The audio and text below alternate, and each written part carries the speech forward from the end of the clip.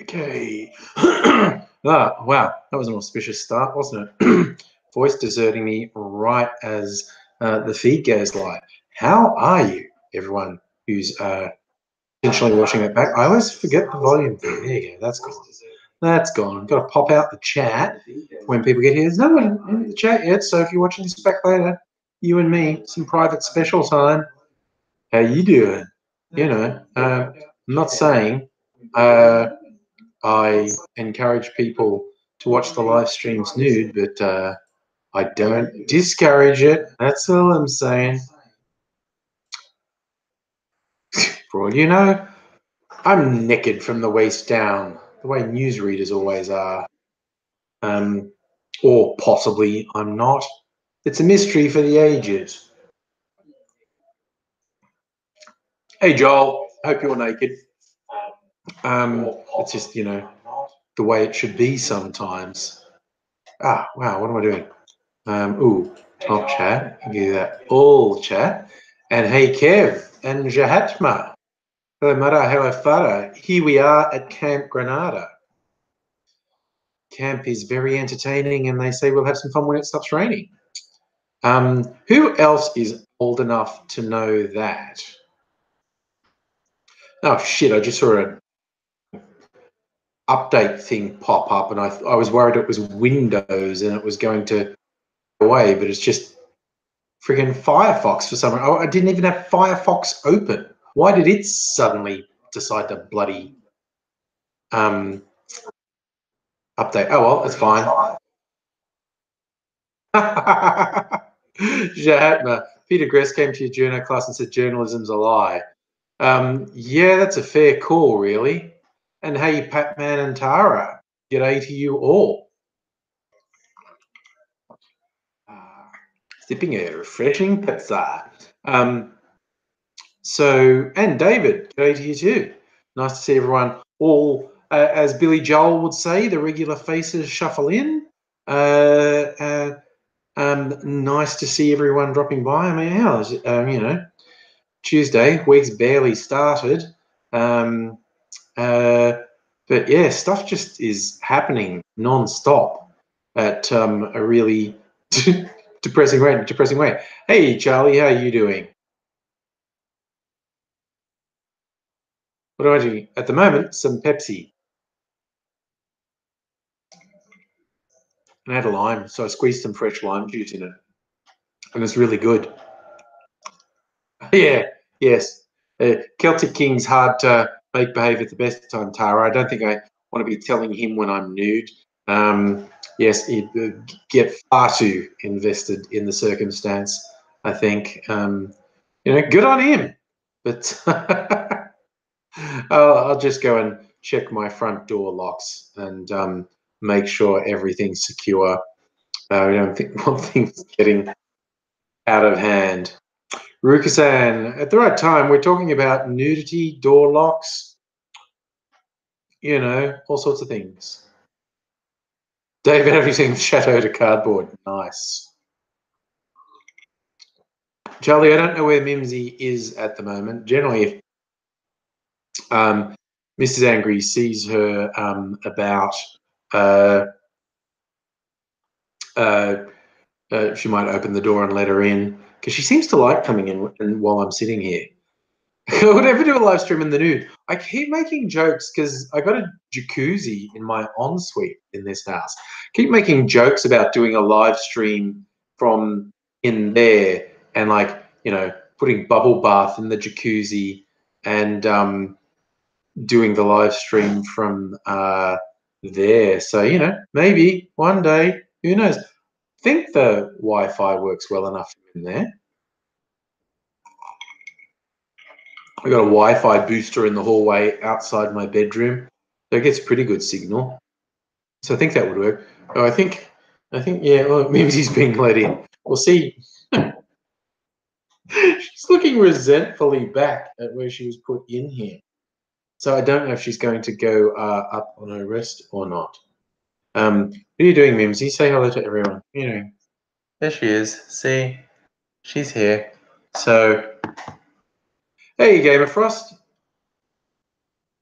You busy, mate? Well, thanks for dropping by and saying hello. Riku saying, what Wi-Fi booster do I use? I don't even know. Like, I just went like into an Officeworks, and I didn't get the cheapest one. I didn't get the most expensive one either.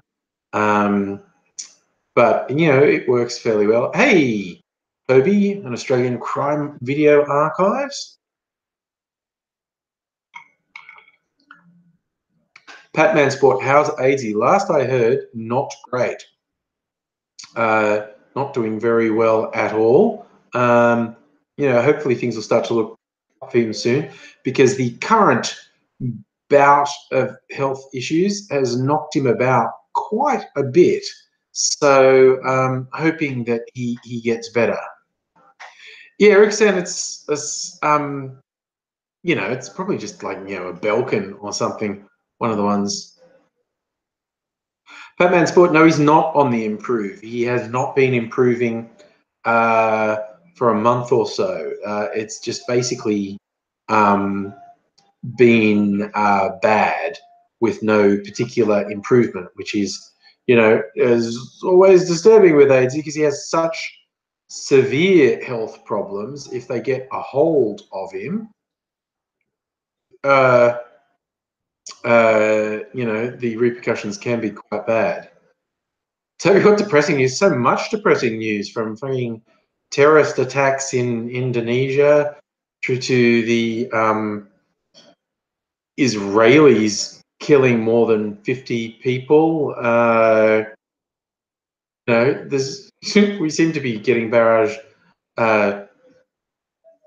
non-stop with bad news. The thing I'm thinking of doing a video rant about, that's a little bit less depressing, a little bit less human tragedy, is the way the Australian Conservatives, you know, who always talk about being the party of small government, freedom of the individual, are just being super fucking authoritarian, which I think is hilarious, because that's what I expect of them.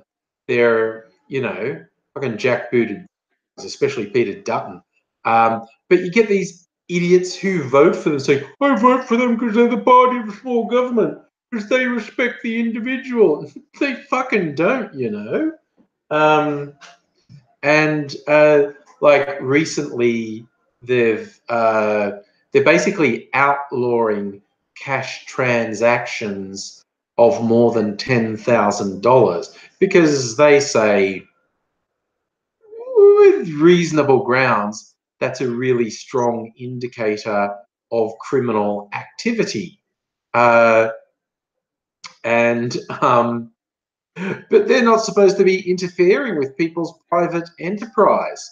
And now Dutton's gone, I'm going to give police powers to just stop people at airports and demand ID for no reason. You know, like authoritarian regimes do. Give police the power to just stop. And I don't think it's been made clear yet what would happen if the cops did their show me your ID and the person said, I don't have any on me, because there's, to the best of my knowledge, no law in Australia that declares you must carry ID. So it's I'm not sure if the cops will just arrest you for no reason. You know, this is the sort of thing cops like to do. Tara, to clarify, cash, it's not cash transactions over 10,000 that are reported. It's all transactions. It's electronic transactions. And so that's the big thing. If you do large transactions in cash, you could theoretically not declare them, and hence the declaration that that's a thing criminals do.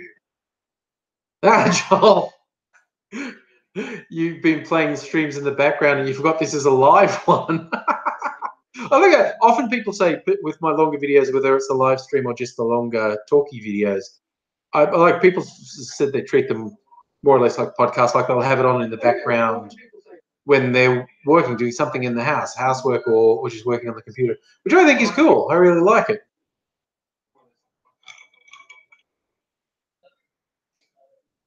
Oh yeah, David, that's a good name for the dog whistler in general. Yeah, I mean he clearly thinks he's future PM material, and as do the extreme right of his party.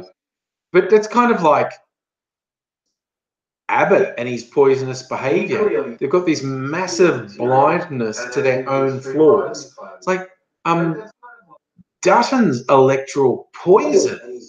Like he's so fucking evil. And if he was leader of the Libs, that would damage them so badly electorally.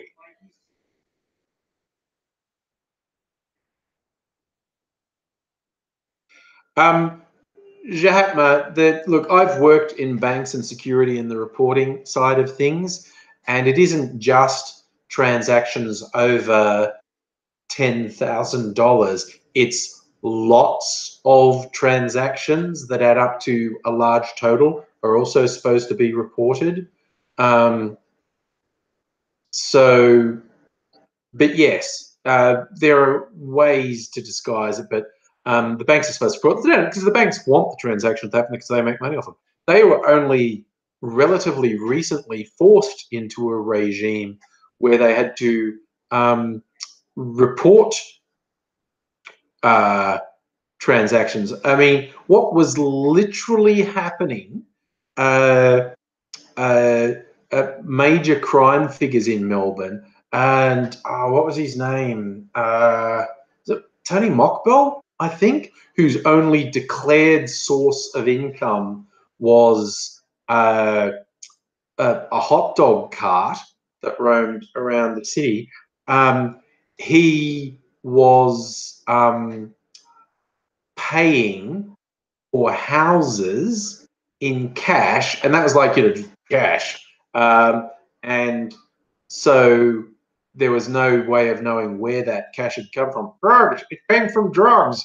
And but it's hard to spend the money. But the banks would take these deposits in hundreds of thousands of dollars in cash for a mortgage, and that was all dirty money that the banks were taking on.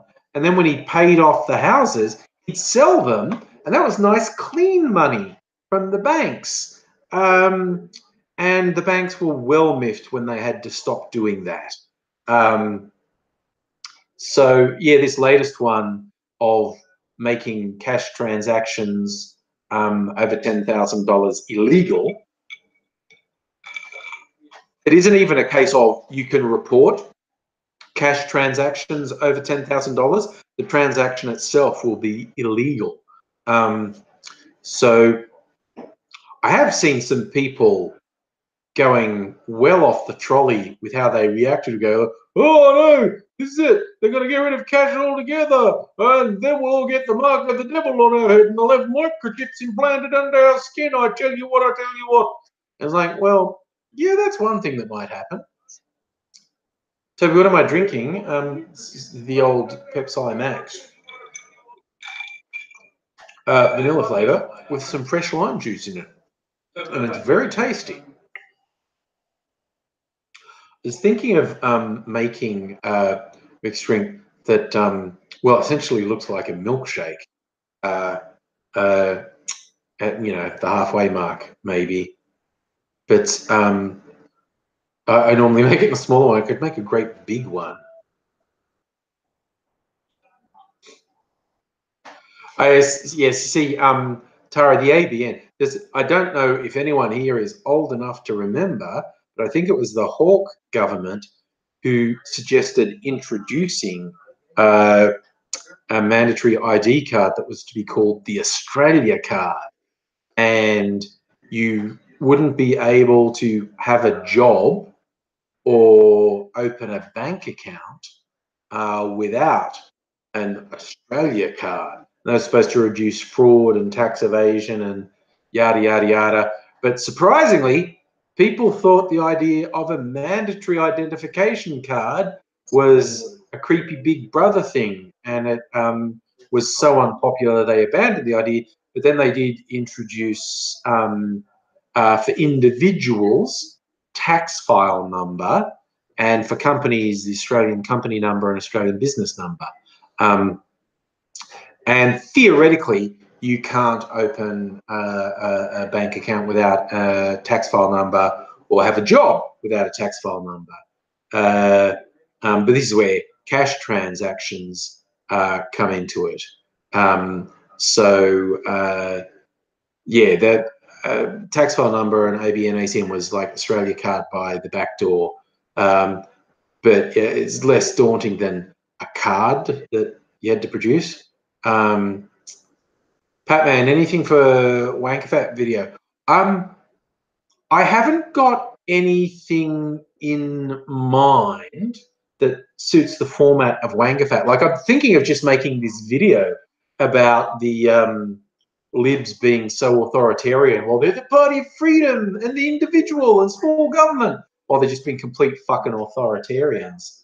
I might think on it and see if I can put that into a Wankafat frame. Anon, Andrew Gusan, we are this close to the Libs talking about an Australia card, because they clearly want to do it, and it's all part of demonizing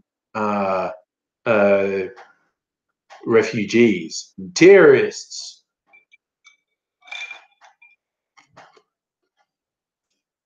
You know, it's like when Juno's pressed Turnbull on what's the justification for this taking away basic rights. Oh, the justification's the safety of the Australian people.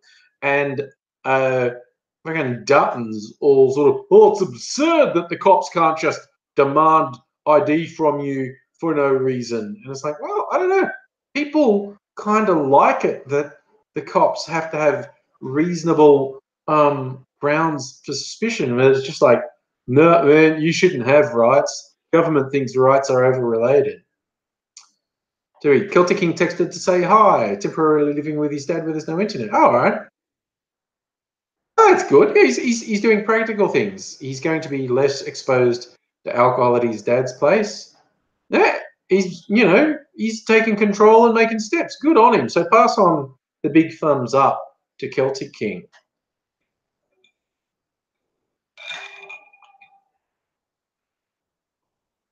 Yeah. No, David, there is no great risk to the Australian about desperate asylum seekers coming here by boat, but thanks to John Howard, who turned the most desperate people in the world into a political football, that's just the state of discourse in Australia now, which is fucking depressing, quite honestly. Yes, Roxanne, they're funny looking. They're funny looking, they're different. But it's just,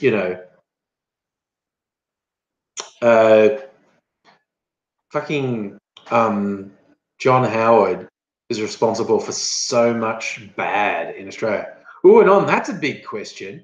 Who do I think's more Orwellian, Britain or Australia?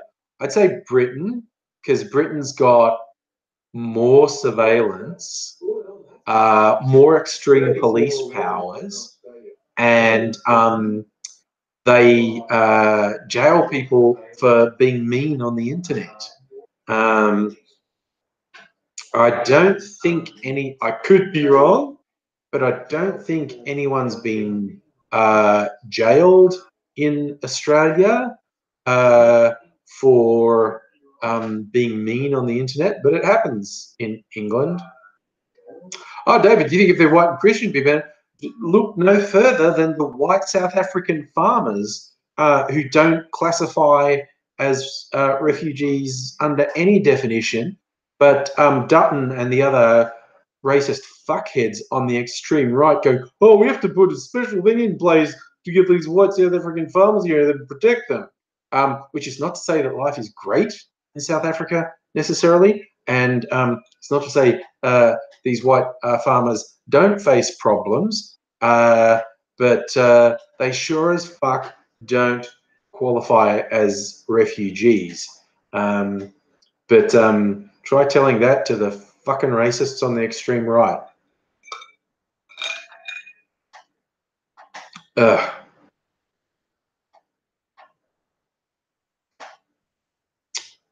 Oh, Ruku-san, what MSM spin have you been sucked into? Oh yeah, Charlie. But the people on the right, like Abbott, always say ridiculous shit. Christians are the most persecuted group. And, and and there's this big fucking pity party for conservatives generally, but not people of quality. Just those hideous braying loudmouths that exist in every fucking white country. Rukusan, the problems the South African farmers face is the crime rate is rather high in South Africa. And they're not a targeted or persecuted minority. The government is not persecuting them. A goodly number of them have been victims of violent crime, which is bad. Certainly not suggesting their life is all sunshine and roses. But yeah, they don't qualify as refugees under any definition. Oh God, yeah, Peter, the silenced voices on the Conservatives who won't seem to shut the fuck up. I have to put up with them in every major newspaper and broadcast media in the world saying how silenced they are. So I've never heard someone be so fucking loud about being silenced, and I've never seen someone be silenced on so many major platforms before. But anyway, yeah, I'm not surprised. Corey Bernardi's desperate for attention. He thought when he split from the Libs that he'd get lots of attention, but no one cares about him. So he's really flogging a dead horse with, oh, yeah, MSC called my guy a cunt. And it's like, yeah, fuck you. I think he's super, super miffed that people by and large ignore him, which is what he deserves.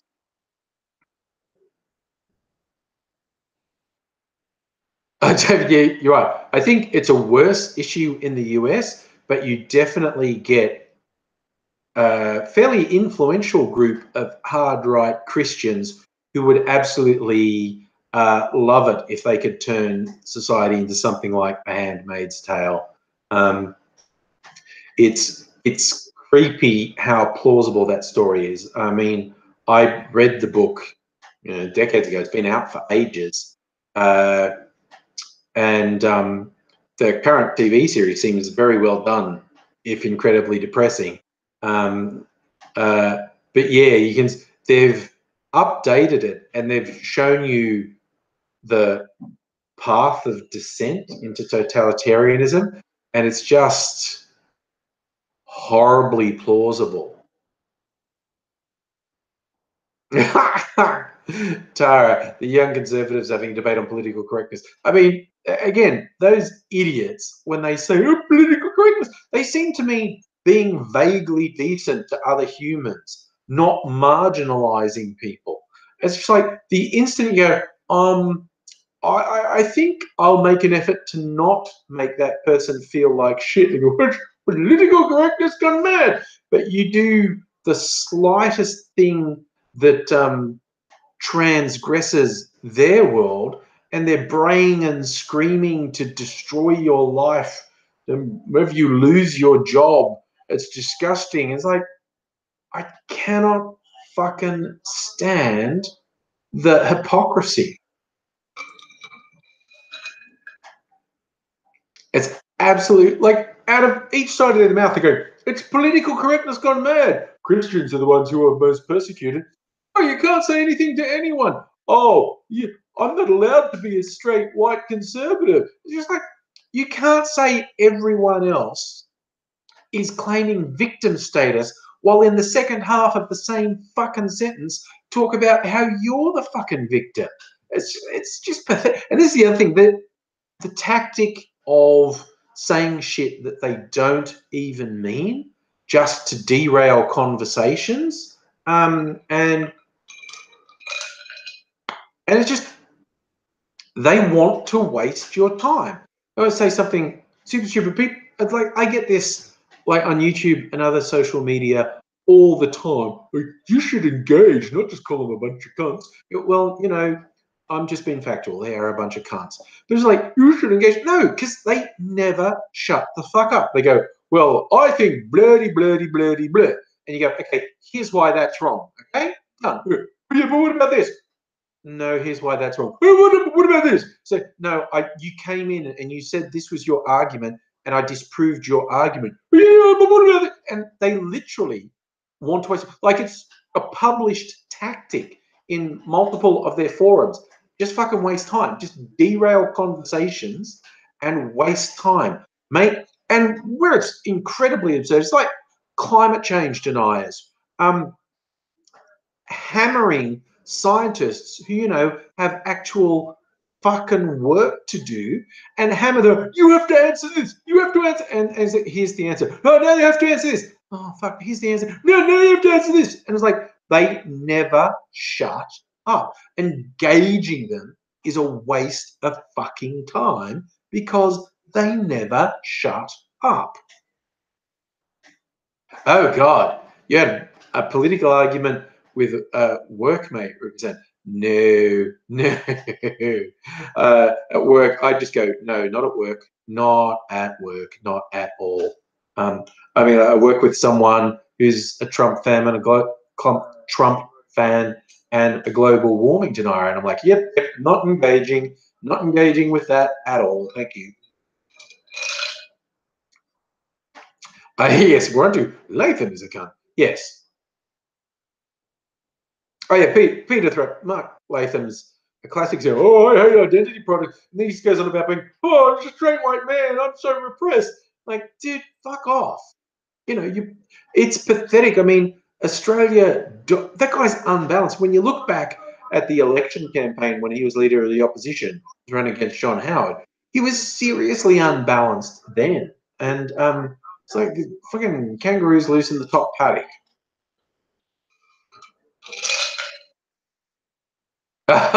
Rick said you were just trying to stave off boredom at work. No, there's one thing I will not like. If someone starts a political conversation, particularly on sensitive topics, I will say this doesn't seem like a good idea to do this at work. I'm not telling anyone about opinions they can or can't have. I'm just saying it doesn't seem appropriate for work. Exactly, David. I'm a straight white male, and I think life's cool. Everything goes my way. It's just like, yes. Yeah, that sums it up, Pat, man. Latham's a cunt who was almost PM, and Howard's a cunt who was PM. Yes. Yeah, but it's just, yeah, it's got to the stage where you feel quite embarrassed for Mark Latham. Like, it's like, God, you have sunk so far. Like, you had a sort of profile where you could have done any number of meaningful things, and instead you just chose to be a complete fucking dick. Like, oh my God. God, your life is so miserable. It's kind of like that guy Notch who invented Minecraft and sold it for literally $1 billion. Sits around being a cunt on the internet. It's like, okay, dude, have your opinions and whatnot. I just like to think if someone gave me $1 billion, I would be doing something better than picking fights on the internet. See, I'm on the internet picking fights because I don't have $1 billion. If someone gave me $1 billion, I don't think you'd see me on the internet again, quite frankly. You know, unless it was like Instagram and I was just posting pictures to make people jealous. But the idea of just being a real piece of shit and spouting extremely hateful, ultra right wing bullshit. Jesus, what sort of sad fucking life do you have that's how you get fulfillment?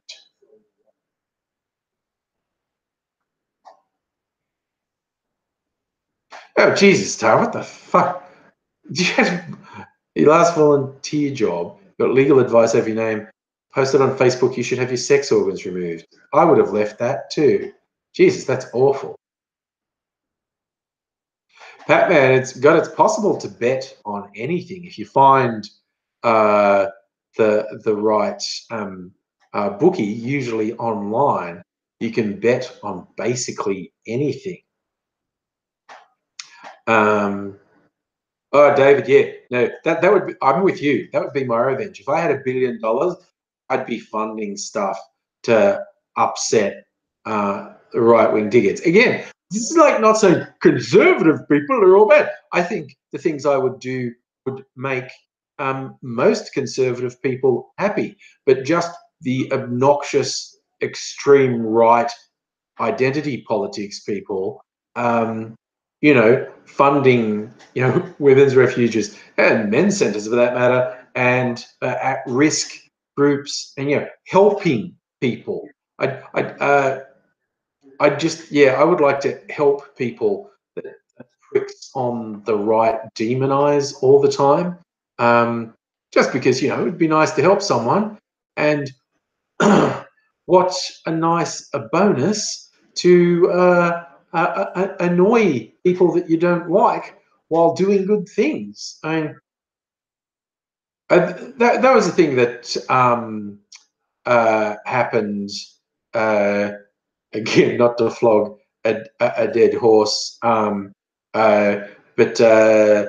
that guy Count Dankula, who raised a lot, like I think he raised over £100,000 from right wing fuckheads who decided, oh yeah, someone who says "Gets the Jews" is my hero. Oh, what a free spirit! Anyway, so he made some donations to charity, and good on him. And he tried to make a big scene about, oh, people are saying that they should refuse my money. I don't know if anyone was saying that. I kind of think if someone was saying that, they should get their priorities straight. It was like, yeah, he had a lot of money and he wanted to make a statement like, oh, look, I'm going to help some people. I'm going to help a worthy cause by giving some of this money to them. Yeah, good on him. Good on him. Lots of people who don't do that. So the idea of there are a variety of things he could be criticised for, giving money to worthy causes. And I get people because it's a sham, it's a go. I don't care. They still got the money. So good on him. It doesn't change anything about anything else. But just in and of itself, it's like, cool. He donated some money to people who needed money. That seems like a good thing. Cool. Like, oh my god, it's only 8:30. I finished my Pepsi. I probably don't want to drink any more Pepsi because of the caffeine is close to bed. I might have to drink something else though.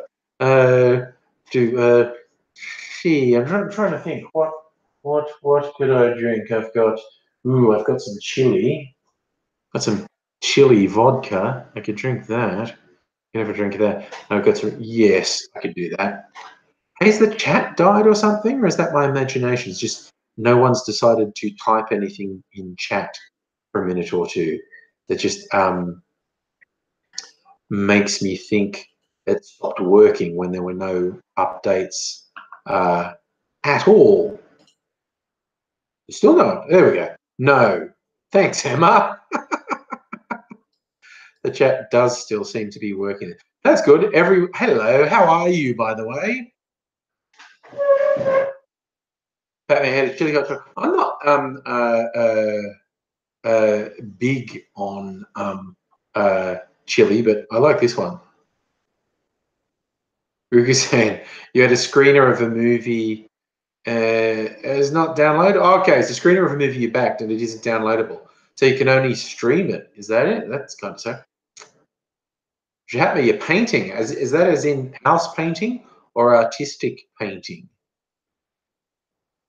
All right, I'm gonna get a little bit of ice. Ice.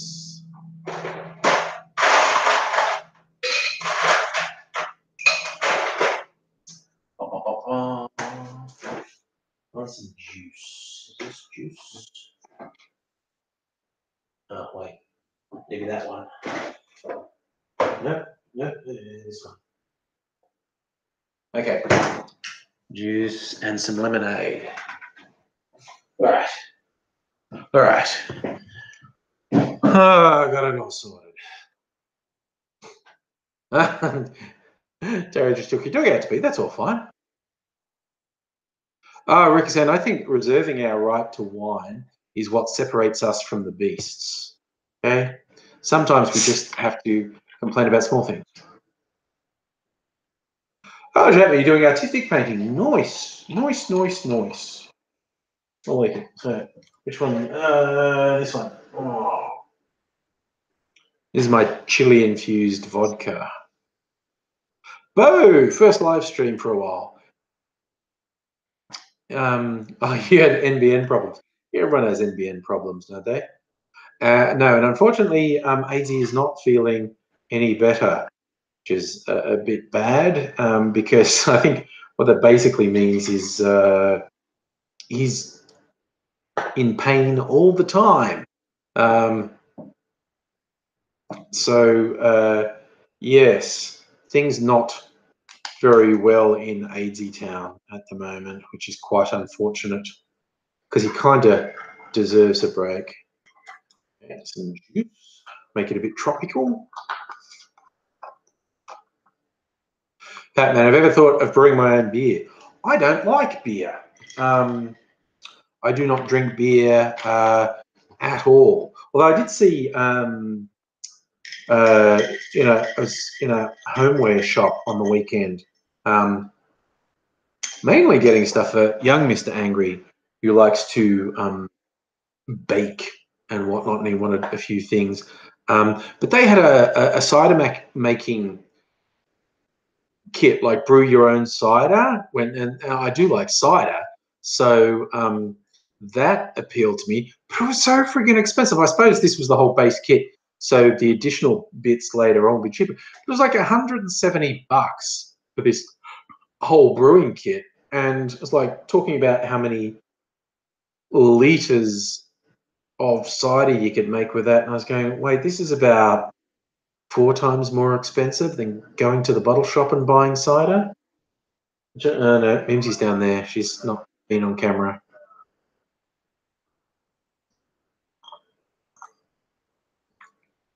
Tara, for most people, the NBN requires electricity, and that's a big thing because once you're switched to the NBN, your phone runs through the NBN. So if power goes out or the NBN goes down, you don't have a landline. Now, in 90, probably 9%, at least 90 to 95% of households, not having a landline is not a problem. But for some people, it certainly would be. Hello, Miss Foxification. Nice to see you. Charlie, well, I suppose this kit that I saw that was expensive, it was all the plastic and stuff, and then you only have to buy once. And then I guess all you need after that is yeast and sugar. Not sure what else you put in, but yeah, you can either just use, as you say, Woolworths apple juice, or if you want to be clever, go and buy some apples that you really like and juice them.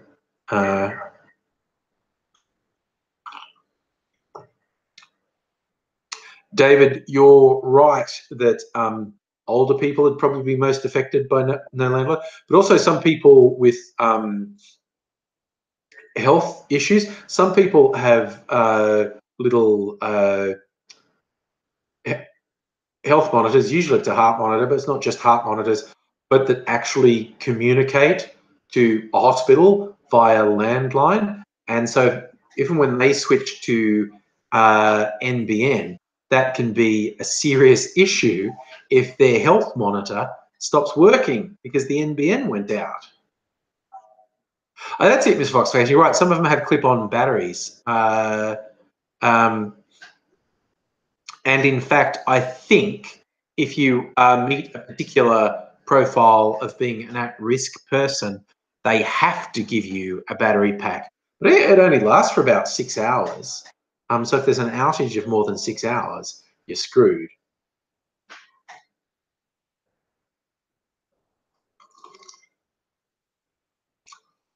But yeah, 95% of households at least wouldn't be affected by not having a landline. But some people would be.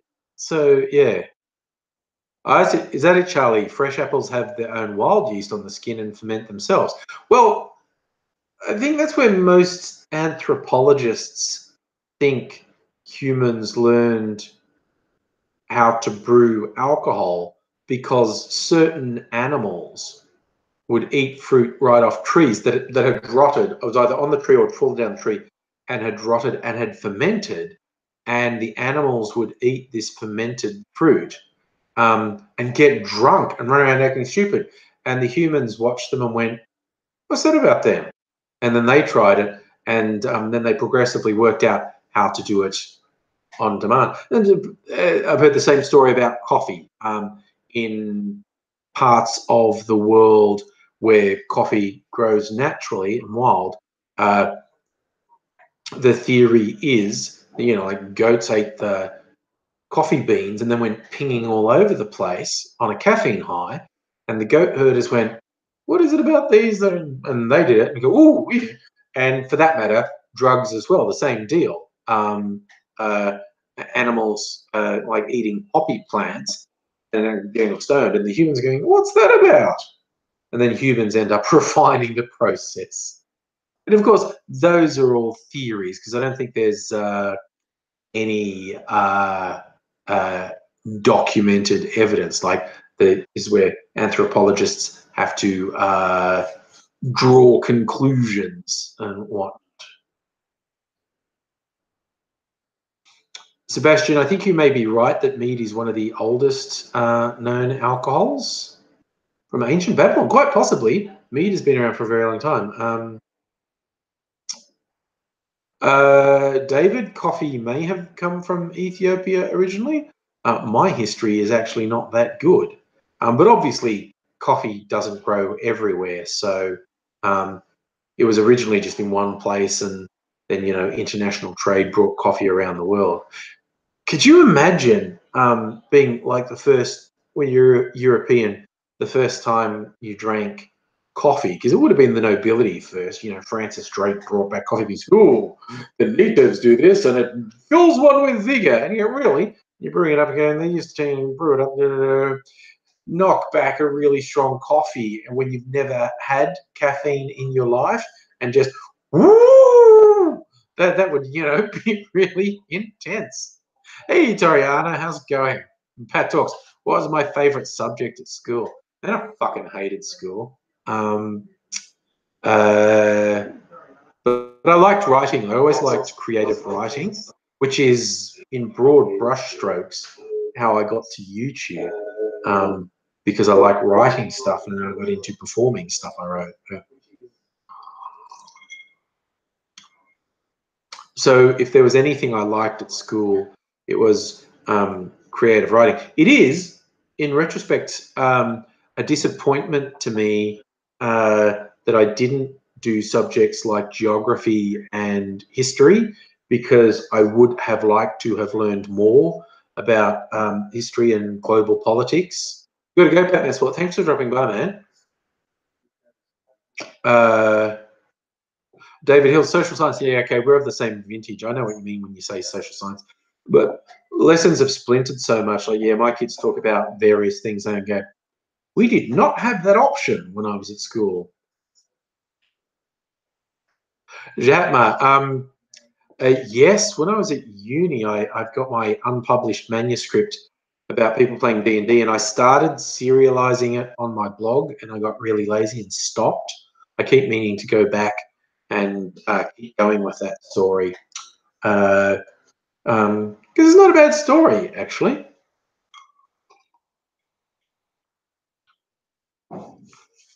But yeah, I in retrospect regret not doing history and geography. It just looked like too much work, and I was lazy as fuck at school. So I probably never would have done the assignments, would have got picked out. Emma, can we talk about how shit NAPLAN is at school? I honestly don't know enough about NAPLAN. I do tend to agree. The whole mandatory testing thing is bullshit. But I'm going to defer to your expertise, and I trust that NAPLAN is shit. Peter, I have not played D&D for a while. I haven't done any role playing for a while, actually. Role playing's fun, but I have not done it for a while. Ruka said, no reason I can't. Yeah, that's what I do. I read. These days I read. I just would have liked to have had more of a background in it rather than, just stuff I read as an adult.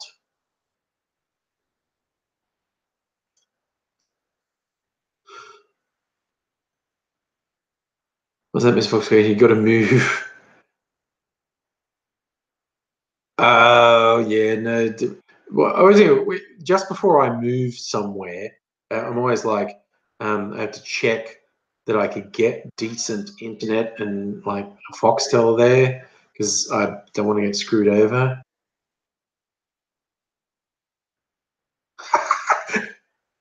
Was that the problem with NAPLAN? Your first NAPLAN question for year 3 was a picture of 5 dolphins, and you had to say how many dolphins there were. And the last question was like, cure cancer and AIDS with 1 shot. So it gets more complicated, is what you're saying.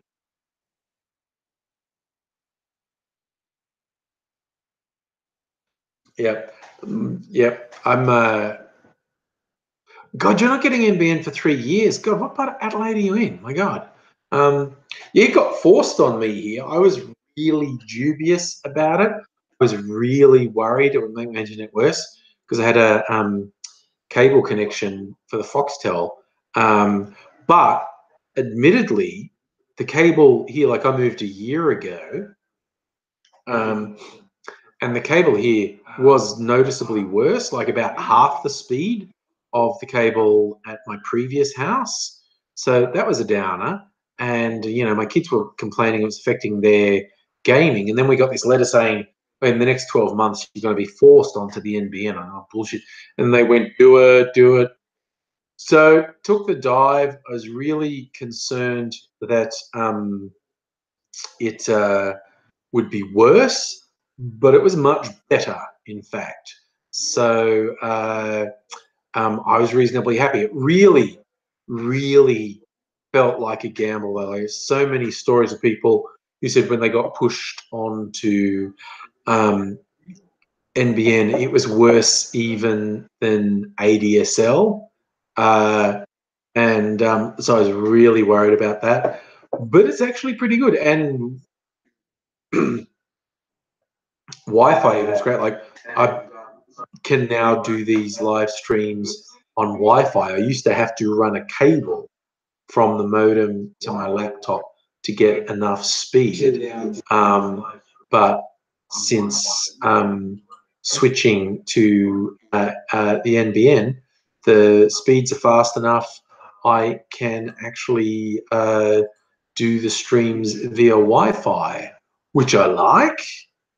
I mean, like if I do a speed test, see how it's performing tonight. See how it's going. Do the go, and it runs off and finds a server. I don't even really have a ping of 77 milliseconds. Oh, geez, the download's going okay on the old. Oh, yeah, no, it's really, that's actually reasonably good for Wi-Fi. 44 MIPS download, and now the upload's grunting away. And it's see, when I had cable Fox, for some reason it was all biased to download. So some days in the old house, I would get as fast as 100 MIPS download, but I'd only get 1 or 2 MIPS upload. And now on Wi-Fi, I've got 15 MIPS upload. So uploading YouTube videos is so much easier now. Like, it's such a relief. Not having to wait an hour for a YouTube video to upload. Oh yeah, Alexander, that we had the whole discussion. Yeah, landlines can be really dodgy on the NBN.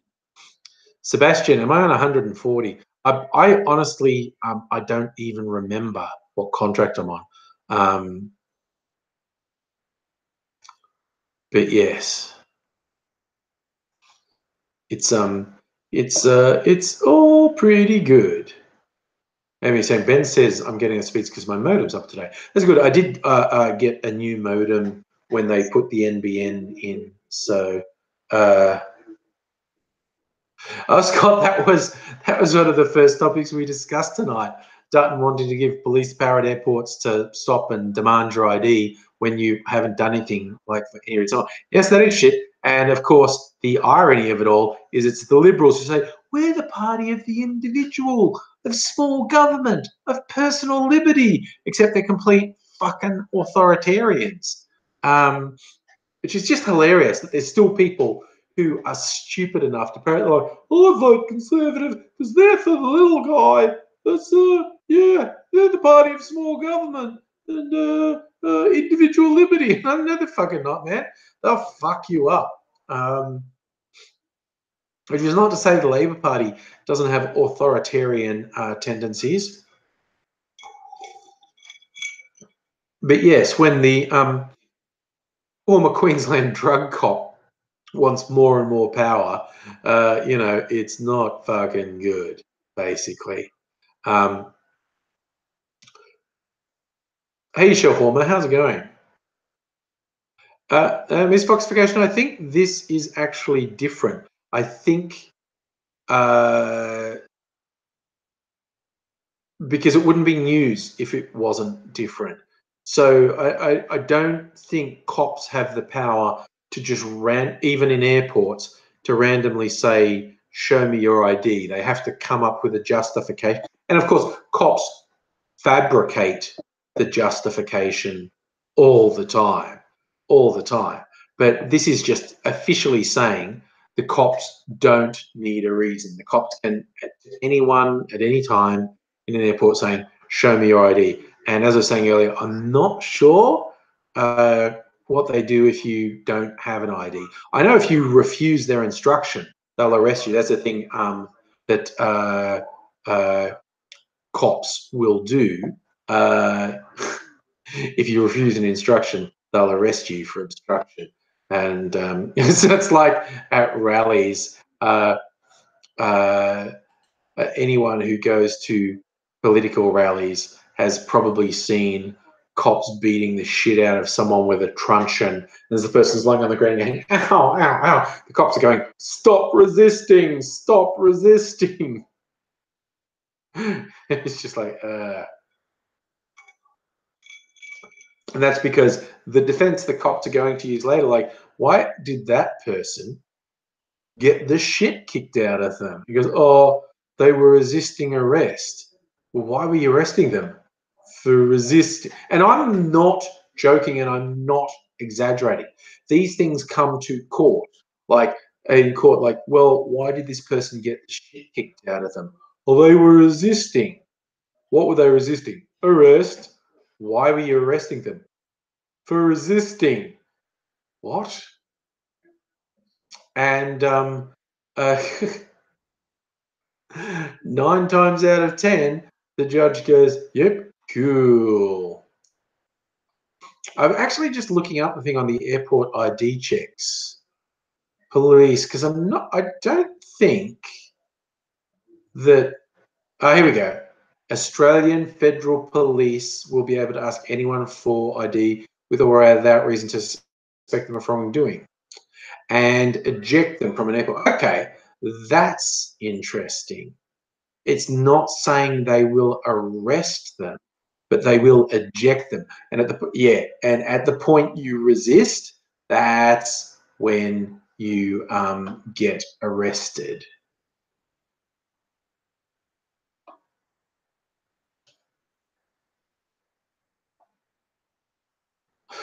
Oh dear. Yeah, no, just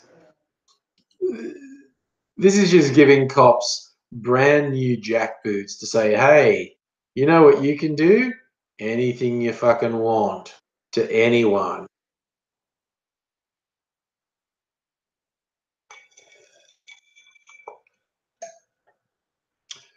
But yeah, it's like the lawyers who are saying, this is a bad idea and this is a really extreme expansion of police powers. And our experience has shown when you give cops power like this, they always abuse it and they use it to target minorities and young people and just to be big boot bullies. And it's just not good for anyone, basically.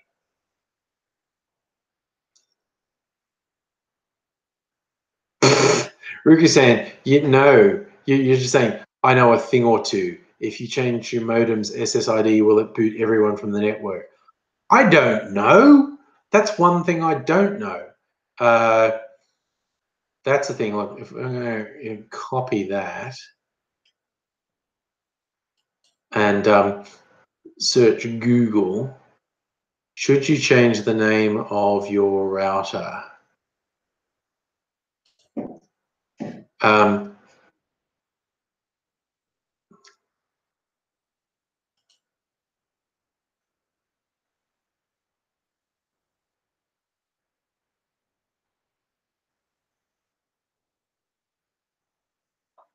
okay. It is, yeah, people saying to do. Will it kick people off? I don't know because, okay, I guess what you're saying is if you change the name of the router, the people are connected to it with its default name. Can they still connect to it? I don't know. I honestly don't know. Try it. Do the 100% method. Oh God, shout me saying cop who was a friend in the Bjorky Peterson era at Brisbane in the 80s, which was corrupt as fuck. Saying cops used to extort money through the Macca's drive-through. The Queensland cops were so corrupt. A friend of mine who was playing in bands in Brisbane around that time, he said the corruption was so obvious. All the club owners were paying the cops off to be able to open beyond license and breach their licensing conditions, basically. Uh, so the cops were so corrupt and it was so open. They would just rock up to the bars in broad daylight, and the owner or someone behind the bar would just give them a brown paper bag that was full of cash. That was the one concession to concealing it, having the money in a brown paper bag and not just handing over money. But it was like it was so flagrant. They didn't even try to be subtle about it. The cops would just rock up and just give them the bag where anyone could see it.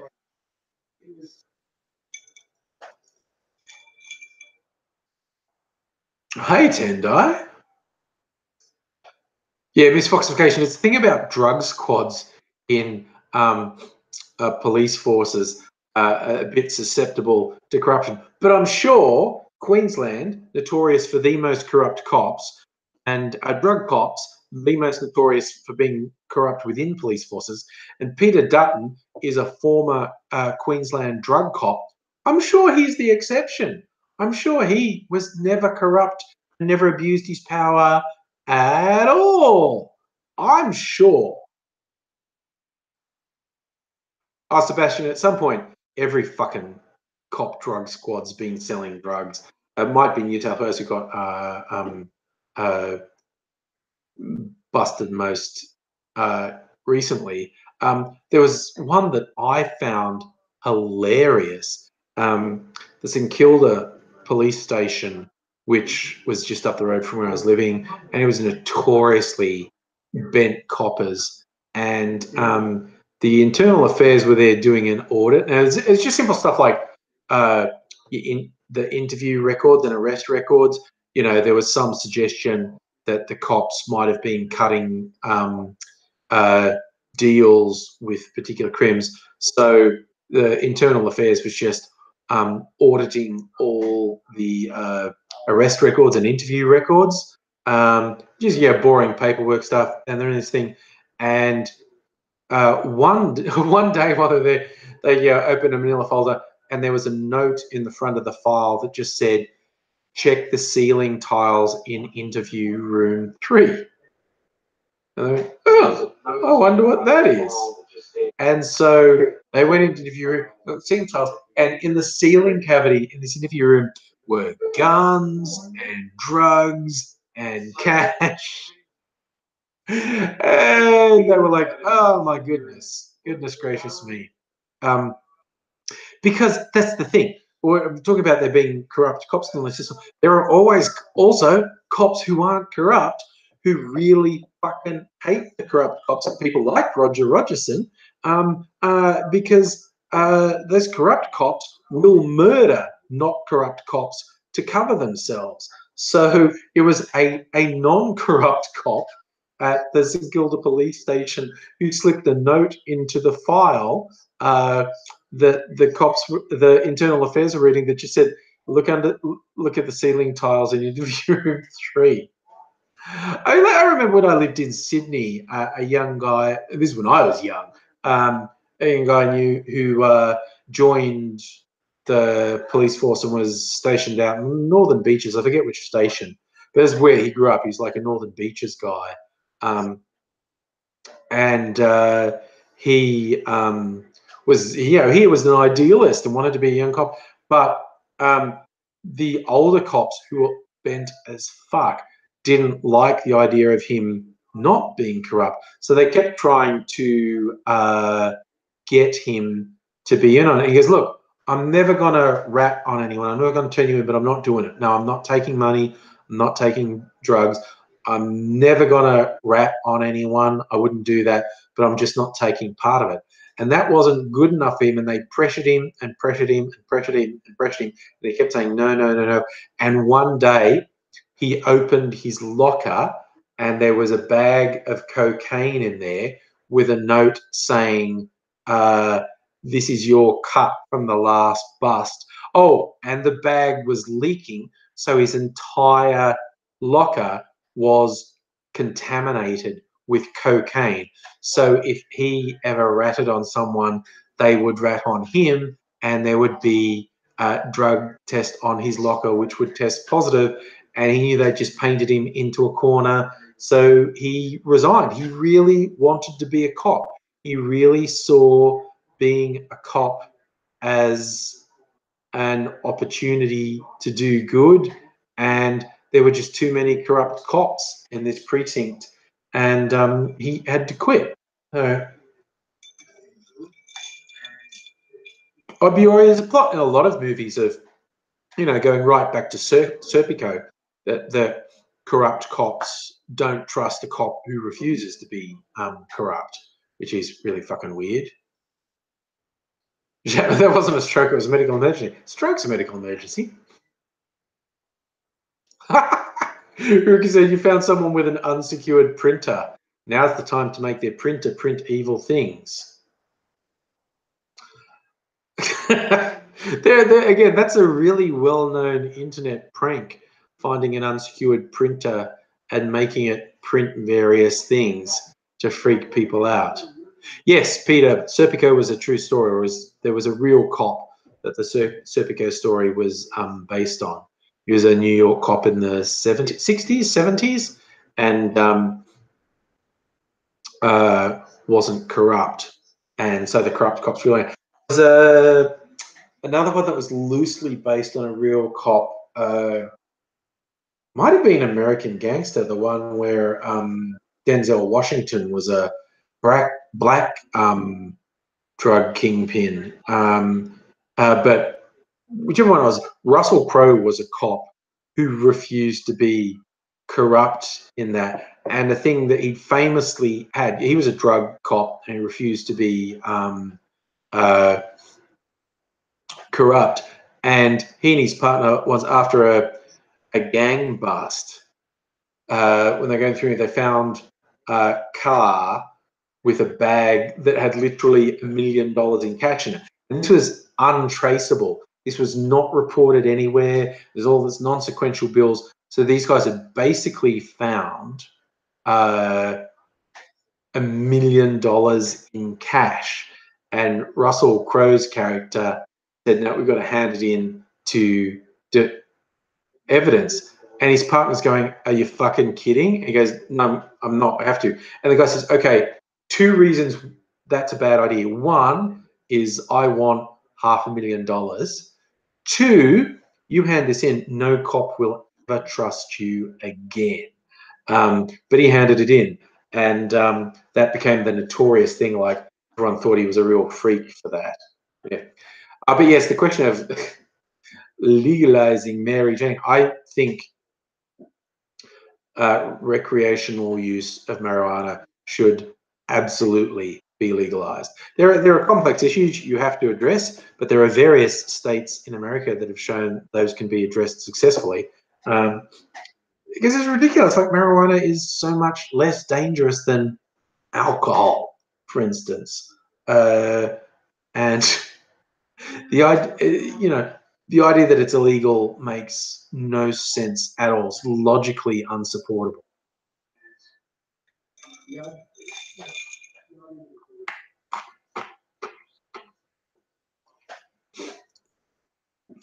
Chat, you're saying a friend of yours who's 80 searched for a kid who was abducted. They found his body in a creek next day. Never knew because of forensics.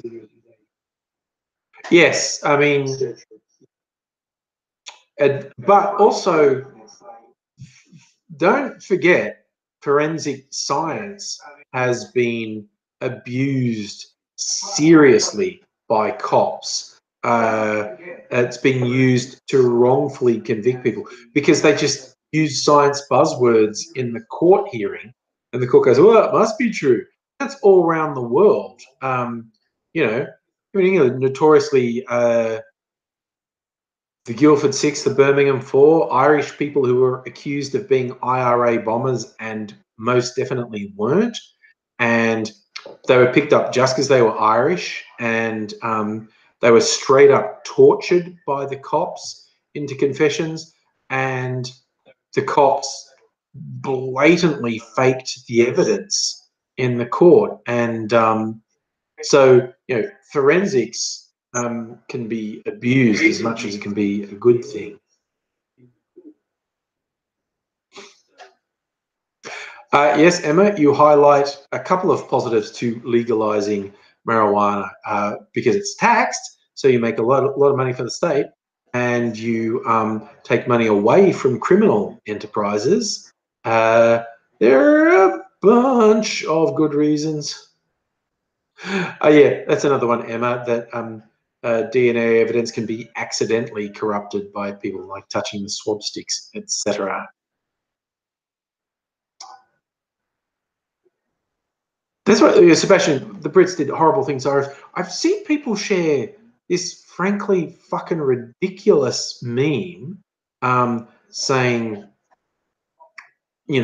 why is all this terrible stuff being done to Muslims today when the British were dealing with real terrorists, the Irish, everyone knew that was just the IRA, not ordinary Irish people. And I was like, what fucking history books are you reading? Because just being Irish was more than enough reason to be persecuted in the, up till the 70s.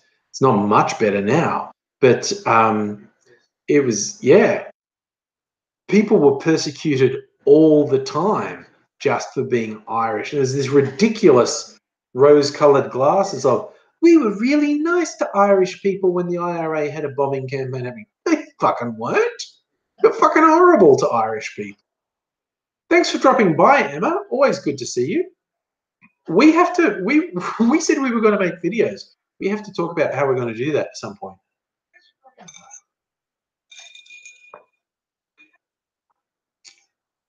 Oh, you're right, Sebastian. People will still slag Jerry Adams. And yeah, look, obviously he was a member of the IRA and he was a senior member of the IRA, which meant at the very least he had knowledge of IRA bombing campaigns. But yeah, you know, he's just been a politician for decades and people sort of go shit. And now we're calling out the fact we haven't had any trolls. Yeah, that almost seems to be inviting one. Yeah, Ms. Fox, you're right. In the US, people will be abused just for being Mexican or whatever. Tendai, I could make a video on how to make a cocktail. I have quite a few cocktail making videos. I did say I was going to do all those social justice cocktails, and I only did one. And I actually worked out a couple. Maybe I will. Should have a Pauline's a queen. Well, you know, whatever.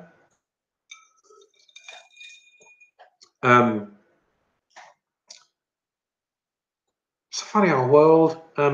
Yeah, people have very short memories on who was treated really badly. Like the sign that would notoriously be put in the windows of English boarding houses was "No dogs, no Irish." And that's apparently a worldwide thing. I remember that from a Bruce Lee film. I forget which one it was, but he was like, you know, I think the Chinese were being oppressed by the Japanese, and there was a sign on the door of an inn that said "No dogs or Chinese allowed." And I think at first Bruce kicked the sign apart, and then I think he kicked the crap out of a bunch of people. That shall form a Fists of Fury.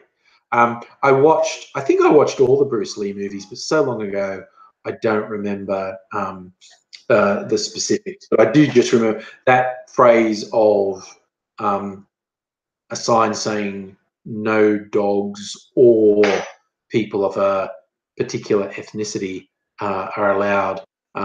That's repeated a lot. Tendai, big question. Did they remake Fist of Fury? I don't know. I hadn't heard of it.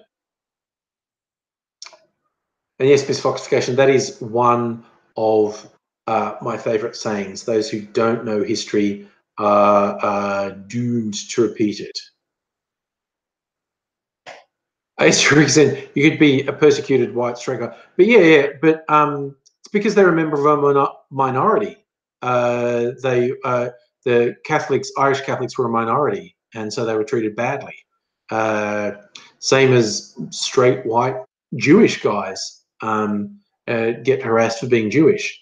Pat Talks, my thoughts on same-sex marriage. The marriage equality was absurdly overdue. I think the idea of not letting consenting adults choose who they marry because of gender is fucking ridiculous. 100%. I think I watched about half of Kung Fury. Now that was one they were supposedly making a sequel to that, weren't they? I feel like I read something about that, making a sequel to Kung Fury. But oh, Tendo, you're right. I think in his early days, Jet Li was doomed to do a couple of Bruce Lee ripoffs. He, of course, you know, moved on to do some pretty fucking legendary movies of his own. But yeah, I think in his early days, he was somewhat doomed to make some Bruce Lee ripoffs. Oh, this justification. There was no justification for the huge delay in legislating marriage equality in Australia because the vast majority of the population supported it. So, Roxanne, what's your body ready for? I think I've missed something. Just the all caps. They are bring up. My body's ready. I'm like, good, good. I'm glad your body's ready, but I feel like I've kind of missed something there. I'm not completely sure what your body's ready for. Oh God, Peter, that's harsh. The highlights of Mortal Kombat Annihilation, and it looked like a bad Power Rangers episode. That's pretty goddamn harsh. Project Redfoot, hello to you.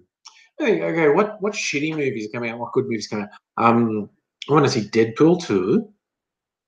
I'm not completely amped about it, but I do want to see Solo, the Han Solo movie. Uh, um, what else is coming? I think there are a bunch of movies coming out.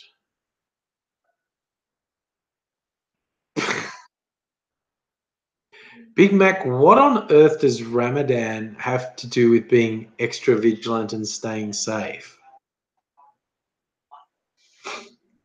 Come Fury too. Now I feel like looking that up because I do that apparently. Like, okay, I'm gonna say upcoming movie releases. What's coming up? Top movies upcoming. Let's have a look. See what Rotten Tomatoes says is coming. What are we looking for? Okay. Solo. None of that looks good. 7 Days Net, Tebby. Ocean's 8 may or may not be good. Hereditary's been hyped as being a good horror movie. Incredibles 2, I'm kind of keen to see. Oh, Upgrade. I'm interested in Upgrade. I'm not really amped about it. If you haven't seen it, like go watch the trailer on YouTube. It's by Lee Wannell, Australian guy who's made a bunch of horror movies in Hollywood. Upgrade looks funny. It's coming out in about a month. I reckon that'll be worth seeing. I'm not super. Then there's the Jurassic World sequel, which I really don't give a shit about. Oh my god, this is the one that weirded me out. Sicario 2, Soldado. I don't know how much anyone knows if you ever saw Sicario. It was like this crime film to do with the Mexican drug lords and whatnot. And it didn't get a lot of attention. It was really intense. It was a pretty amazing, intense movie. And now there's a sequel to it coming out. Project Redfoot, did I know Jackie Chan started out as a stunt double for Bruce Lee? I think I did read that, actually. Oh, Rikusan, a trans-metropolitan movie. No, it should be a TV show, a high-quality TV show. What other movies are coming out? Oh, got that shitty-looking one with the Rock, Skyscraper. And for some fucking reason, a Mamma Mia sequel. Yeah, Alita Battle Angel might be good, but I'm not thinking much about it, not holding out much hope for that. There's Ant-Man and the Wasp, and I thought Ant-Man was a good comic book movie. Oh, wait. I thought Ant-Man was a good movie. So, I'm interested in what the sequel might be. Oh, this one I want to see. It's based on a Neil Gaiman short story called How to Talk to Girls at Parties. And it's set like at the height of punk. And these guys at party, and it turns out to be aliens. I'm very interested to see what that's like. Yeah, not hugely amped, but I do want to see that one. I mean, what else is coming out? Is there anything we can be really amped? There's the Mr. Rogers story, which might be worth seeing, but I'm not that amped by. Oh God, a remake of Superfly that could be good or could be terrible. I don't know if you've ever watched any of those blaxploitation films. Some of them can be quite good. Yeah, I'm just looking to see if there's anything else to really hang out for. You know, Ant-Man and the Wasp coming out in July. The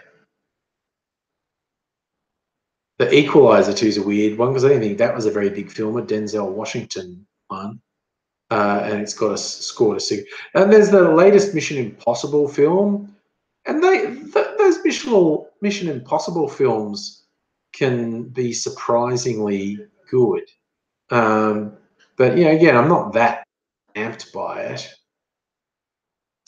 Yeah, I was thinking through. Oh, that one about the giant shark, the megalodon. That might be entertaining. Might be terrible. Might be quite entertaining though.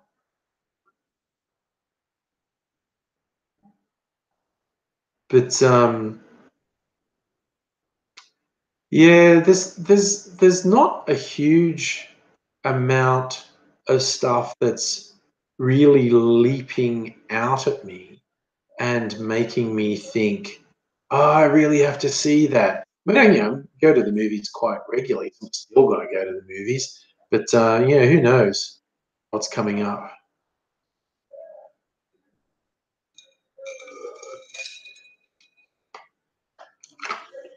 Sure, for me, think the original anime of Battle Angel Elite is great, but the live action looks strange. Look, they wish they would leave on animes like it's about making money. They just think they're going to make money out of it, so they'll do it. So yeah, no, they're just going to. It's like them doing the live action or CG versions of classic Disney animation. It's basically um, uh, mining all the old intellectual property, the stuff they can knock off as much as possible. Oh, Toriana, there's a movie told through computer screens about a father looking for his missing daughters called Searching, and John Chosen. Okay. So yeah, I have to admit, I'm always interested, at least like in an academic way, when there's a film that's done like in found footage style or shot through one camera, like going right back to the Blair Witch Project, and what was it, Cloverfield, and there's been a few horror movies that everything's on webcam or whatnot, kids, and I tend to watch those just to see how they do it. Like they do it with a particular constraint, like Paranormal Activity, which was all done through security cameras. So I'm always kind of interested when they do a film with that sort of conceit or limitation to see how well they do it. I don't think there are any great ones, but it's interesting to see sometimes.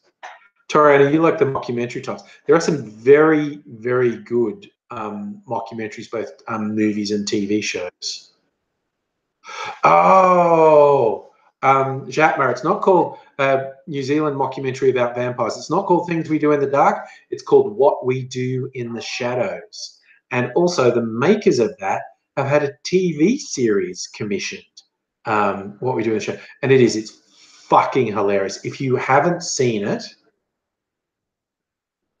um, watch it. What We Do in the Shadows. Absolutely fucking hilarious. It's great. Sebastian, I remember District 9, and where's my District 10? That movie was so set up for a sequel, and they haven't done it yet. Where is District 10?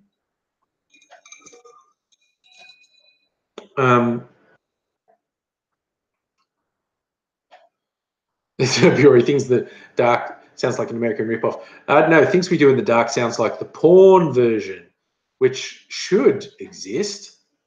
A porn version of What We Do in the Shadows. But sorry, it reminds me of a line. Jermaine Clement, his vampire, says, people ask, why do vampires prefer virgins? Well, think of it this way. If you were going to eat a sandwich, wouldn't you enjoy it more if you knew nobody had fucked it? Oh my God. Okay. Oh, but no, I haven't watched Cobra Kai because I don't have YouTube Red. I know you can watch at least the first episode for free. But I mean, God, there is so much TV to watch. Like I just realized I never finished season 3 of Fargo. Like I was flicking through stuff on Netflix. You know, they got man. Wait, why did I never finish? I got diverted and never finished season 3 of Fargo. So trying to catch up on that. Now, Toriana, I haven't seen the Monkey Magic remake yet. I'm intrigued by that. Have you seen it? Is it any good? I was at Miss Foxification. If you like District 9, you might like Automata. Ah, okay. Well, maybe I will check. Yeah, like I said, there is so much to see now. There's so much being made. And whatever your taste is, there's a bunch. There's like really good stuff. Like I just finished the remake of Lost in Space, which, you know, while flawed, was really entertaining. I thought the next Netflix version of Lost in Space. Oh, Bo, that's right, the loophole. I could do a free trial of RedTube and binge all the Cobra Kai stuff. But what else is there? Then saying Neil Blomkamp is busy with Oat Studio doing short film Firebase. Okay. I don't think what else did I watch? I just watched Happy, which apparently is based on a comic, and is like this really incredibly seedy, down and out, disgraced former cop and a little girl's imaginary friend, a flying unicorn called Happy, voiced by the comedian Patton Oswalt. And the seedy cop is Christopher Maloney from Law and Order. Roxanne, RedTube. I was stunned when YouTube called their premium channel Red. Like, really? Like, they must have known what they were doing. That, you know, one of the biggest porn sites was called RedTube, and now they have YouTube. Like, they must have known what they were doing, that they would get people talking. But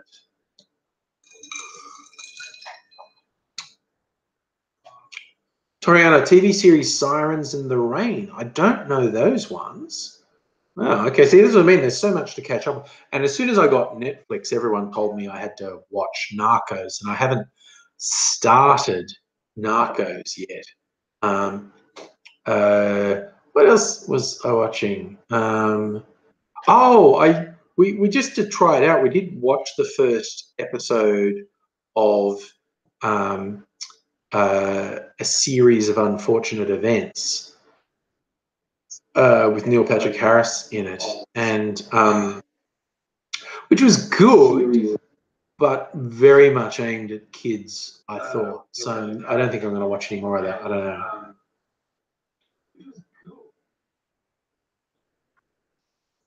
Oh, Miss Foxification, you're right. If you get heavily into gaming, you're not going to be having time.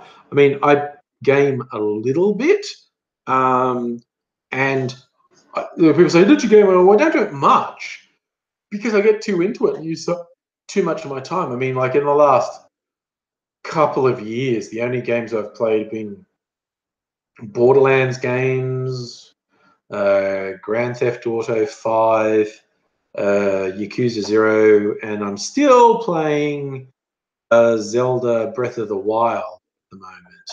But I don't play it a lot because it would take up all my time. Oh, wow. Nice. Visualization. Projector and 2 sound systems. Yeah, you don't need movies. Gaming it. That's the thing with gaming. I was finding I have to turn down the sound system because it's a bit too intense. So yeah, I was just laughing. Your dog's outside the window and spooked you.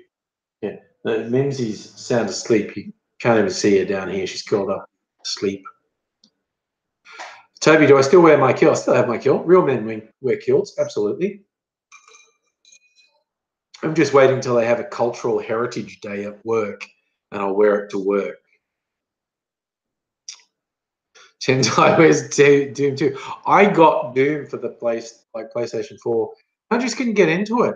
I'm not a first-person shooter anymore, which really surprises me because back in the day, original Doom, Duke Nukem, Quake, I loved first-person shooters. But I can't get into first-person shooters. I tried with Doom, and I tried with the new Wolfenstein, and it was just that constant grind of getting a little bit and getting killed and going back and doing. I just can't. Oh yeah, review Hardcore Sports. Last of Us, I've heard, is really good. Or Uncharted. Yes, I'm hearing good things about the new God of War as well. I am tempted to get the new God of War because I heard good things about that. Mrs. Angry is still playing Skyrim. I might play Skyrim at some point. Yes, I have a Scottish background, Sebastian, which is why I got my kilt. That came out of a discussion in one of these live streams. This was last year. We're talking about gender-specific clothing and is it sensible or stupid?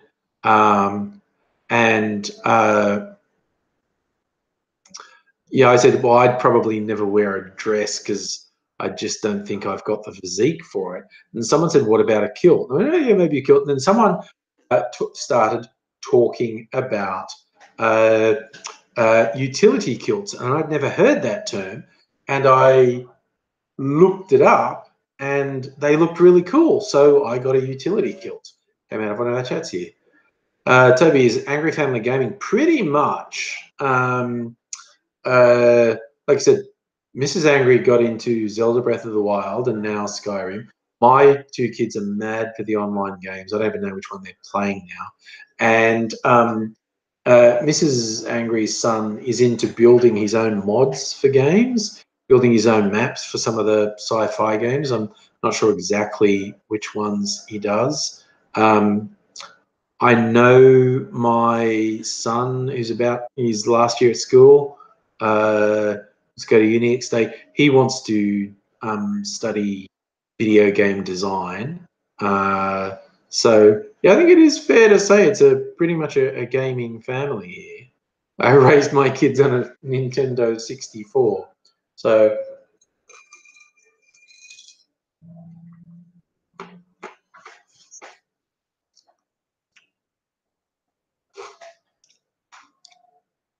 it's a Miss Fox section. You wish Fallout 4 was as polished as Skyrim.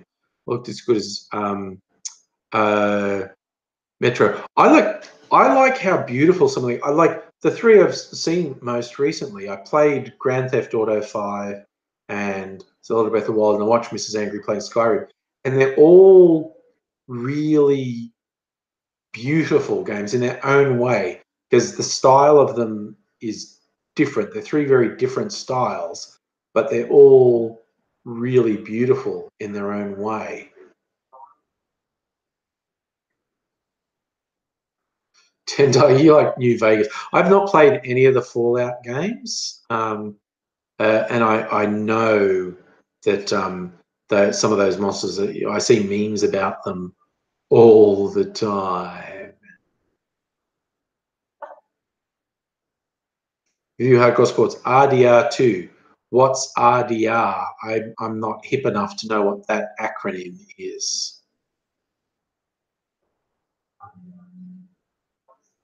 Ms. Ferguson, you're doing some cosmetic mods. Nice. Nice. It's, yeah, I just think, like, as a Mrs. Angry son, he's doing work experience at one of the software houses in Melbourne that do games. Oh, Red Dead Redemption. Yes, yes, I have actually heard that Red Dead Redemption 2 could be very good. Yes. Yeah, Mrs. Angry Son. He likes the world building games. He played Civilization and a few other of the world building games. Yeah, now he's got into making his own maps for some of the sci-fi games. Yeah, he's really into it.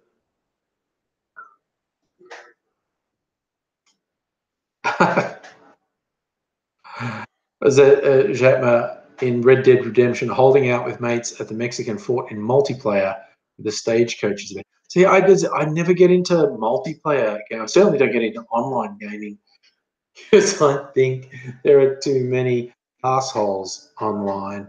I just like playing single player campaigns in the various games. But yeah. I've always thought Red Dead Redemption looked interesting, and yeah, there's a bit of hype around Red Dead Redemption 2. Might be, like I said, there's a few that have been hyped recently. Like I might do the new God of War or so Father of Boy, as you're saying up there before. Yeah, Red Dead Redemption 2 maybe. Or yeah, Far Cry 5 looks like it could be interesting as well. So I like the ones that are a sort of hybrid of open world and a little bit RPG and a little bit shoot 'em up. Um, yeah, see, Nintendo, that's the problem with online gaming. People can be assholes. I really enjoyed playing GTA 5, and then all the GTA online is all hyped. But then I just started reading stories about people who had mods and stuff that were just fuck things up. Just because, they're just griefers. And it's funny. Rick saying, you want a 1v1, Call of Battlefield. Oh, dear. Yeah, it's a long time since. One of my earliest internet gaming things, very like early in the '90s, dial-up, um, doing 1v1 and Doom maps, and that wasn't even technically over the internet. It was by phone. We actually just directly connected our modems with dial-up and played 1v1 in Doom maps. So yeah, that's very, very old school online gaming.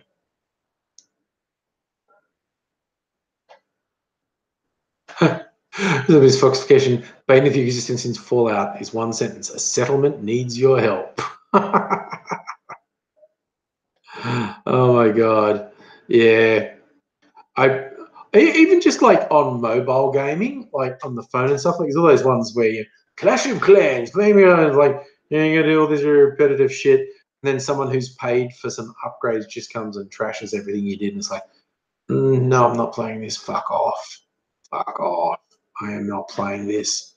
Um, so yeah, I'm just a bit antisocial. I don't really want to game with other people. I always like doing this stuff on the old Nintendo 64, talking about with the split screen, the 4-player split screen, or with little controllers. Everyone always talks about GoldenEye, which I never actually had. My shooter on the Nintendo 64 was Perfect Dark. I really enjoyed that game.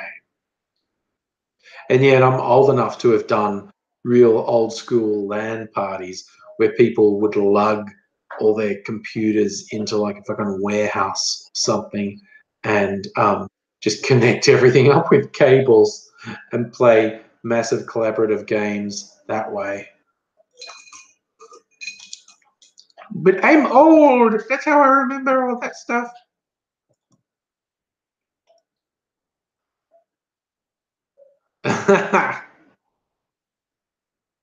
This focus area, you want to be able to close settlement, send all people to the larger ones. Yeah. Yeah. See, I don't know those games, so I don't know how they run. Like, yes, as at the moment, I'm every now and then, maybe a couple times a week, I'll play a bit of Zelda Breath of the Wild, and I've got to the point where I probably could finish it. I've got like all these armor and weapons. I've got 2 of the divine beasts. I just decided to go for a 3rd one. I could probably just go for the main boss, Ganon, at this point. But I'm just, exploring the world is so much fun, and finding these little things, and it just looks so beautiful, and it changes from beautiful sunshine to heavy rain or electrical storms to snow to desert. It's just quite an amazing little game, and it just looks so beautiful. Ratchet and Clank. Back in the old days, I think I played some Ratchet and Clank, one of the really old ones. Yes. You said you spent most of your software design class playing Quake 2. I really did enjoy Quake 2, actually, way back when. Sebastian, you're sad you don't have a Zelda on a Switch Plus. It does look beautiful. It really does.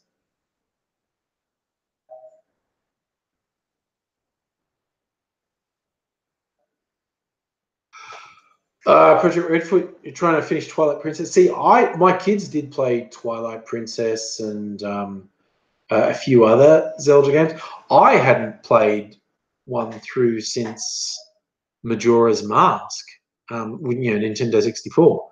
So I hadn't played a new Zelda game in over a decade. I'd seen them play it, but Breath of the Wild is the first new Zelda game I've played through since Majora's Mask. Charlie, Commander Keen on MS-DOS. Yes, okay, that is very old school. I don't mean you want to go Oregon Trail. I remember the ones that were actually text-based games. You've been owned by a group. It's like, you're awake in a room, you got to look south, look east, look west, type of thing. I was never very good at those games. Like, there was so much trial and error in those games, for just working out what it was you were meant to do. And you had to type the command in the right way, for the way the game was coded. I remember there was a fun text-based Hitchhiker's Guide to the Galaxy game. Um, there's a period where everyone was into that.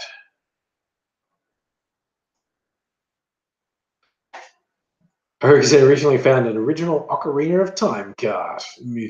I think I've got the gold Ocarina of Time, which was hyped as being a limited edition, and everyone had it, so I don't know how that was limited. Haruka-san, Zork Nemesis. Yeah, I do actually. Okay, old school games that I did genuinely enjoy. Yeah, the 3D isometric view games. Two that I was really into was uh, Syndicate, where you had this god's eye view because you were apparently some crime boss in a zeppelin above a city, and you were cyborging up all your minions to go around and do crime for you, and you had to take over territories, and you wanted to be the dominant crime boss to hold the whole continent. I really enjoyed that game, and Diablo 2. The original Diablo was good, but Diablo 2 was really good. Yeah, Miss Foxification, I heard the Syndicate remake was really shit. Um, Never played it, but I just heard that it was kind of shit. Well, tell me if it's any good. Okay, it's called Satellite Rain. Um, Tell you the one thing I always remembered from Syndicate. So you got this view down on the city where stuff's happening, and there were missions, and they were all different styles. And one that was really interesting was Mob War, and you basically you were a part of the city where two rival gangs were having a full-scale war, and your job was to pick up the pieces. And basically what would happen is whole columns of these rival gangs would be coming through the city, and then they'd come across another rival gang and they'd shoot each other out, and there'd only be a few survivors. And this would keep going. And the idea was you let them wipe most of each other's armies out and then swoop in and kill the stragglers, and then you take over. But I got bored, and I thought I had some really overpowered little minions I could send out. And I thought my 4 minions could maybe take on, 100 of the enemy. And so I launched them in there, and they did fairly well. Like, you get these columns of 20 coming, and my 4 guys took out about 3 columns before they got killed. So, okay, that's dumb. Don't do that. Just stay on a rooftop and watch, and let them mostly wipe each other out and pick off the survivors.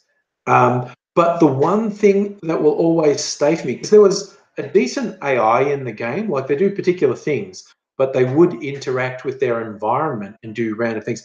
And there were innocent bystanders, and you could actually mind control them and get them to follow you, which was really useful because they wouldn't so much fight for you, but they'd absorb bullets. You'd be surrounded by all these brainwashed people that would surround you, and they'd block the other guy's bullets. So there were all these bystanders, and things would interact with the environment. And I was on this rooftop watching this column of my enemy walking past, and they're marching, marching, marching, and there was an just innocent civilian near them, and they walked past them, and then one guy in the column just turned and pointed his gun at the civilian and just went pow, and just popped the civilian, and kept walking. I was like, what the fuck was that? Just out of the blue, this guy's just fucking murdered someone and kept walking. My God. That's it, Miss Foxification, the Persuadetron. And they could pick up a gun and defend you. Yeah, yeah.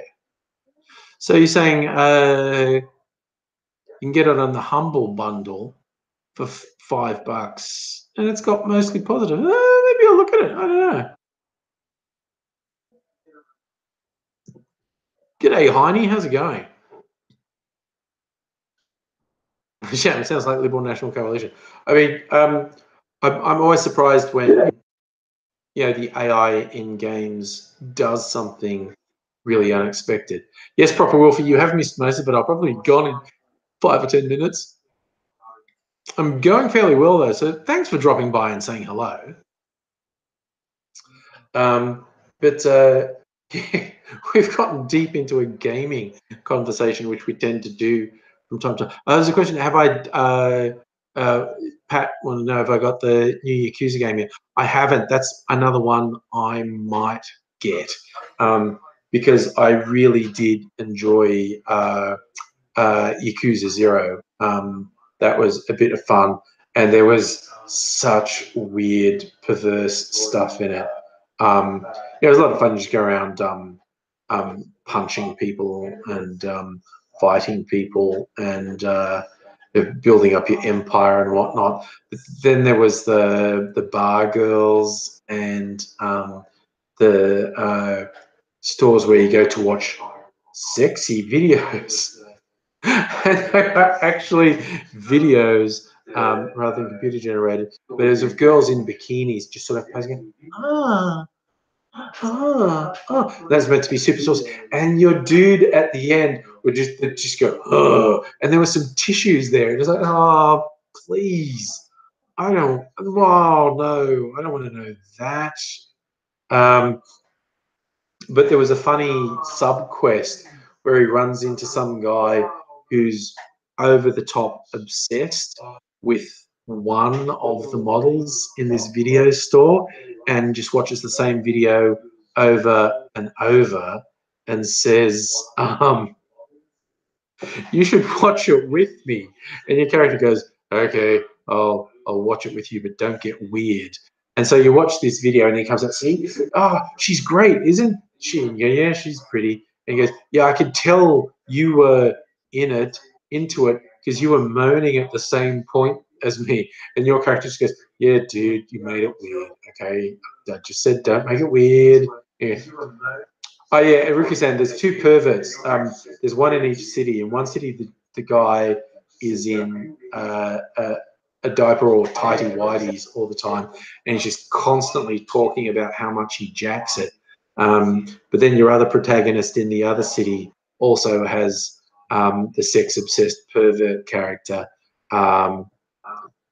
I swear, the sense of humor in those games is so twisted. They're so funny. It's just so weird. And it's kind of like this whole thing of, Yakuza try not to kill people because it's like drama with the cops who kill people, but beat the shit out of people all the time. And just like, because you learn this fighting style where you get special moves and you're smashing people's heads into the ground and jumping on their heads. And you're just looking at these moves and saying, no, you full on killed him there. It's like you got this whole thing about it's bad to kill people, but you full on killed someone there. No one survives a blow like that. That's just like fucked up. It's kind of like Captain America in the Marvel movies. Captain America doesn't kill people. Yeah, he fucking does. It's my favorite thing to do in any of the movies that Captain America's in. He's in his fight scenes where he's punching people and throwing his fucking shield at people. Just looking at what he did to someone and rate what happens, you go, yeah, broken bones, spinal damage, yep, concussion, probable brain damage. No, you full on killed that guy. He's dead. You cannot hit someone in the face with a fucking metal shield at high velocity and not kill them. You just full on killed that dude. And it's like he definitely fucks people up. Like he goes on and it's like bang, bang, bang, bang, bang. They go, okay. About half of those, I think everyone's hospitalized. Half of them will never walk again. And there's a couple of them, you just full on killed them. There's no two ways about it. You full on killed them. Tendai, that's the old school cartoon. When Captain America throws his mighty shield, all those who chose to oppose the shield must yield. And I don't remember the rest of it. I used to see that when I was a kid. It was worse in Batman versus Superman. Yes, for some reason they did have the Affleck Batman full on killing people and torturing people. There's the thing, but the thing that makes me laugh about Captain America in the Marvel movies is there's a big thing about him not killing people, but he's fucking killing people all over the place. So you cannot throw a shield made of the world's strongest metal at high velocity and hit someone in the fucking head without killing them. Heine was America made as an American Nazi. No, he was made as wartime propaganda to fight the Nazis. I think there was a recent thread in the comics where there's a thing that they suggest that Captain America had secretly been in Hydra all along, and Hydra is really just the Nazis. Proper Wolfie. Yeah, you're right. The drone, The Dark Knight Returns.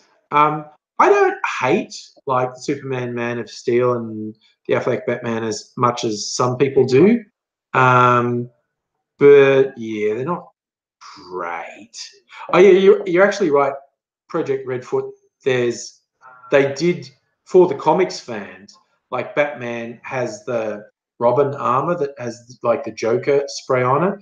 You have to know the comics to know that. Uh, um,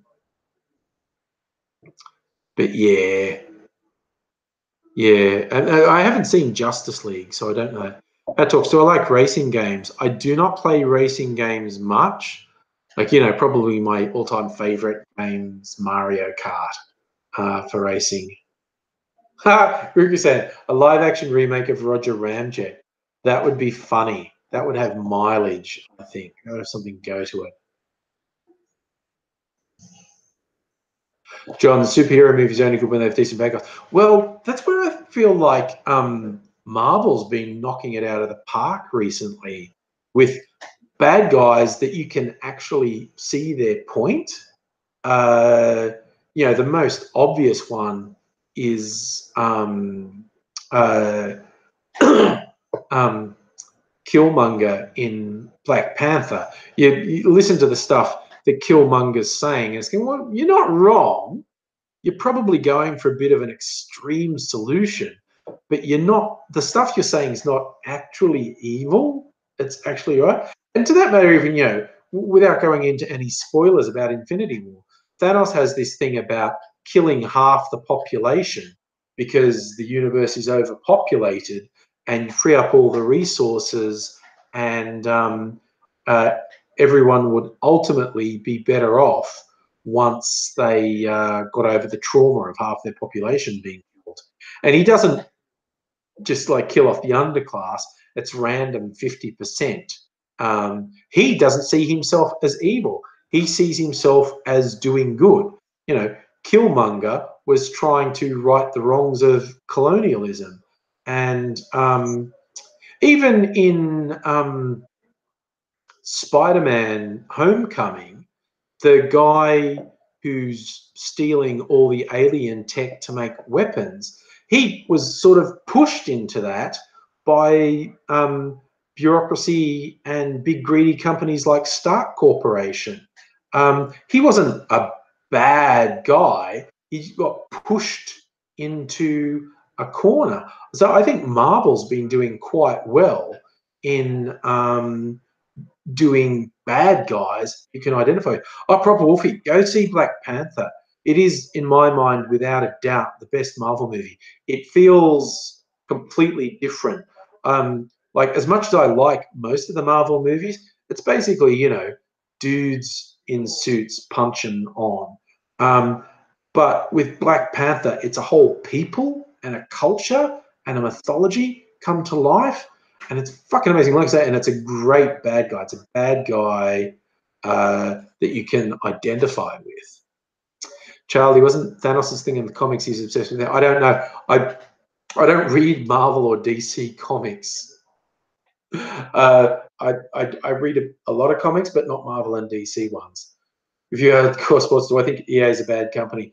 I'm not enough into gaming. I know everyone thinks EA does shit stuff, particularly with in-game purchases and whatnot. And a lot of people think like EA killed Star Wars Battlefront and whatnot. I'm not a hardcore gamer enough to really talk about what EA does.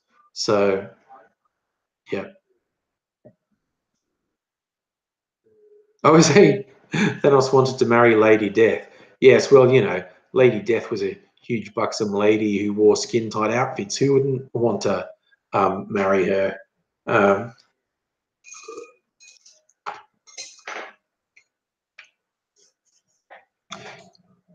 Okay, so we do have a lot of EA hate here.